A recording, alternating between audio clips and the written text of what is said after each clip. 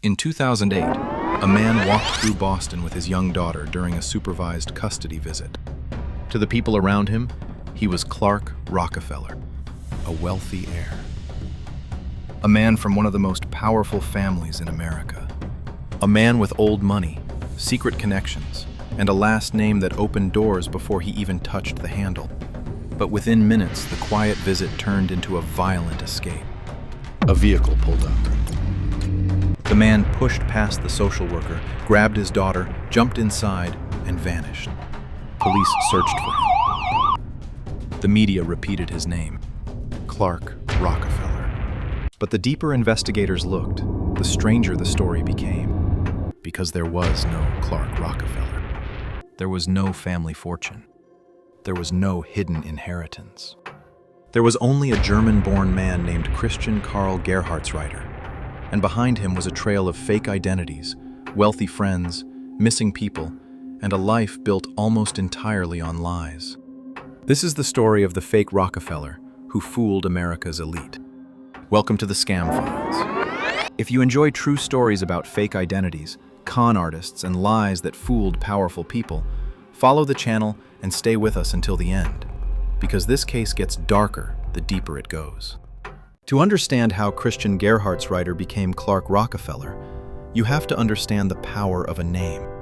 In America, the Rockefeller name does not sound ordinary. It sounds like money.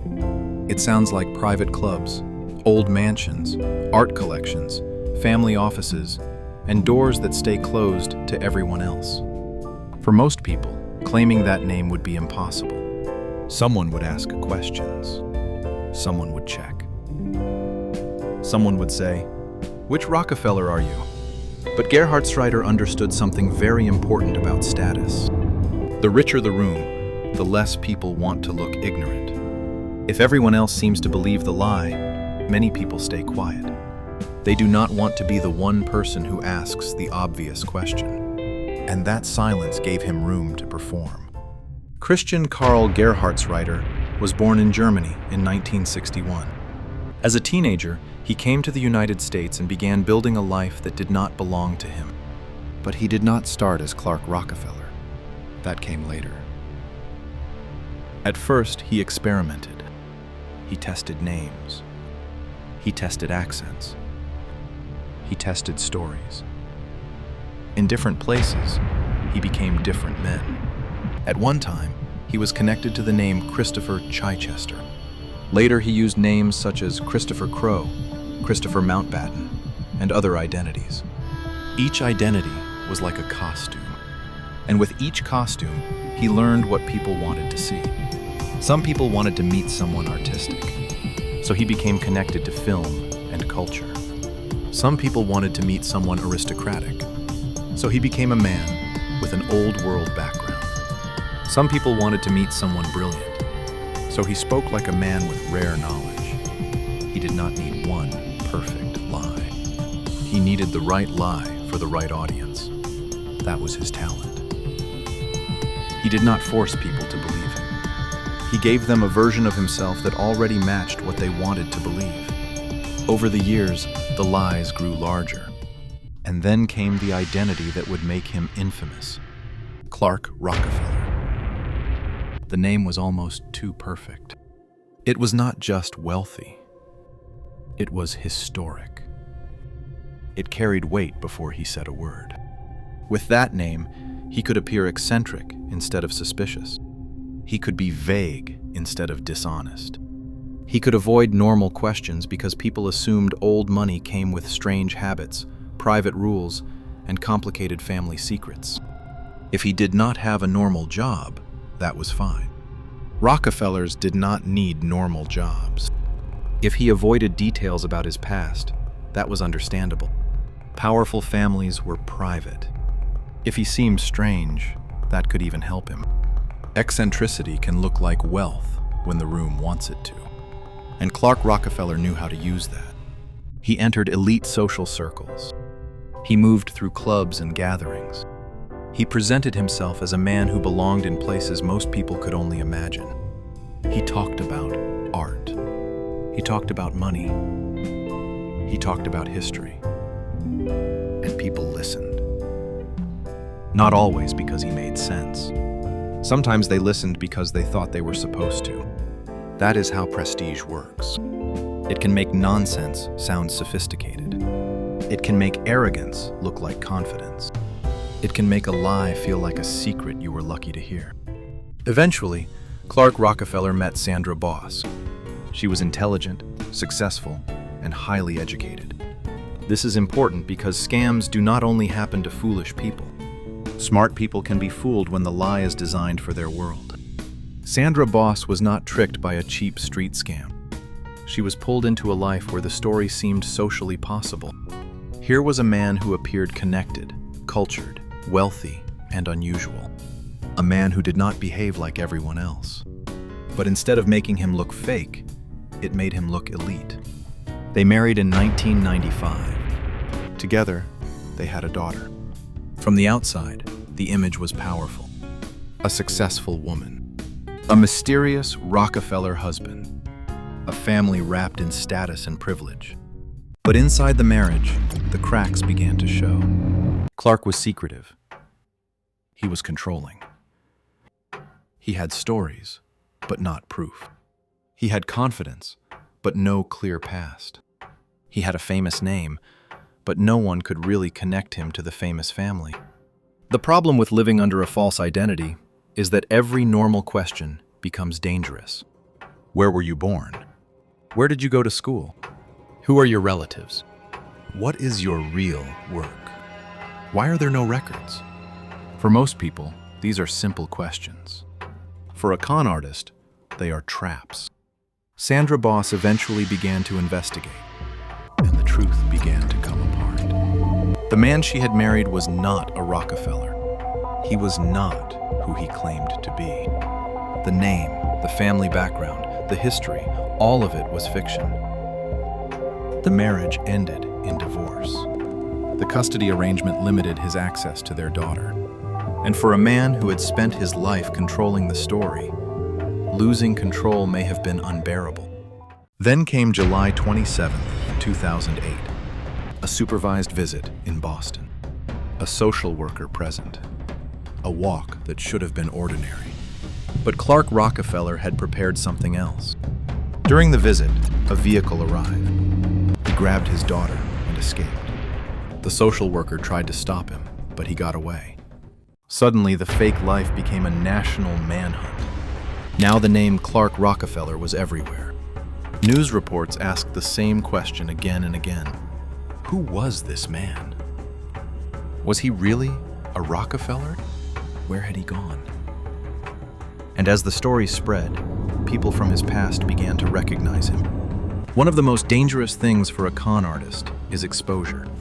And if this is the kind of story you like, cases built on deception, fake lives, and hidden truths, share this video with someone who enjoys real-life mystery documentaries. Not just to police, to memory. Because every fake identity leaves someone behind. Someone who remembers a different name. Someone who remembers a different story. Someone who sees the face on the news and says, I know that man, but that is not who he was. That is what began to happen. The manhunt led investigators to Baltimore. There, Gerhartsreiter was found with his daughter, who was recovered safely. But the arrest did more than end the kidnapping. It opened the door to the past. Investigators needed to know who he really was. The answer came through forensic work. Fingerprints helped identify the man known as Clark Rockefeller as Christian Karl Gerhartsreiter. The name Rockefeller disappeared. In its place came a long list of aliases. And behind those aliases was something darker than social deception.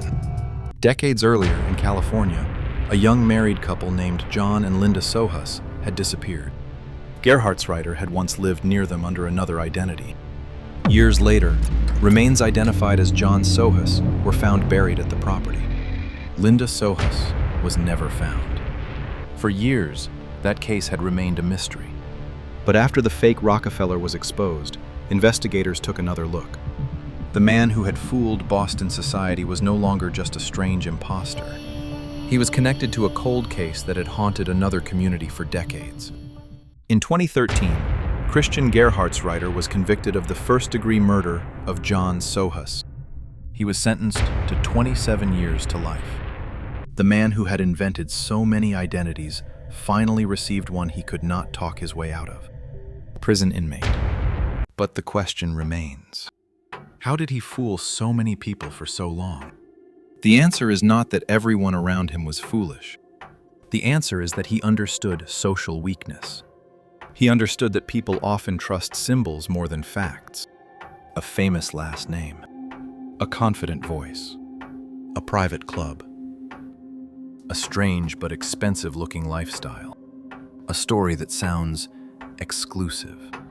These things can become evidence in the mind of someone who wants the story to be true. Clark Rockefeller did not need to prove everything.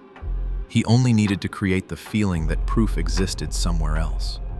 Maybe in family records, maybe in private trusts, maybe in circles too rich and too closed for ordinary people to access. And if someone felt confused, they might blame themselves. Maybe they were not sophisticated enough to understand. Maybe old money simply worked differently. Maybe asking too many questions would make them look rude. That hesitation was his hiding place.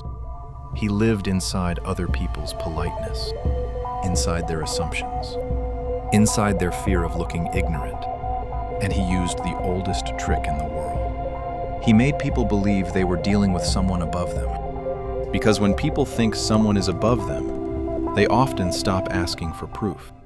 There is another lesson in this story. A fake identity is not only a name, it is a system. It needs behavior. It needs props. It needs confidence. It needs other people repeating the lie.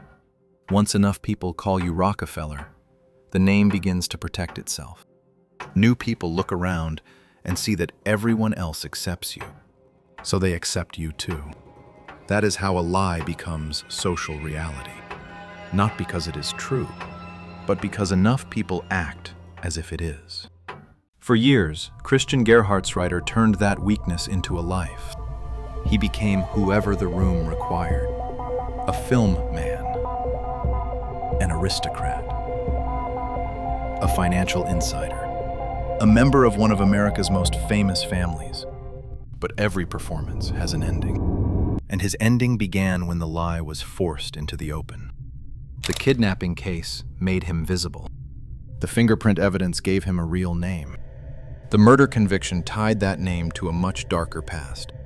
By the time the truth fully emerged, the story of Clark Rockefeller was no longer just a story about a con artist.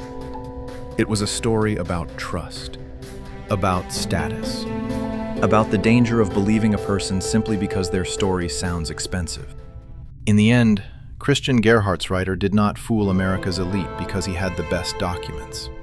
He fooled them because he understood what they respected. A name, a myth, a performance of power.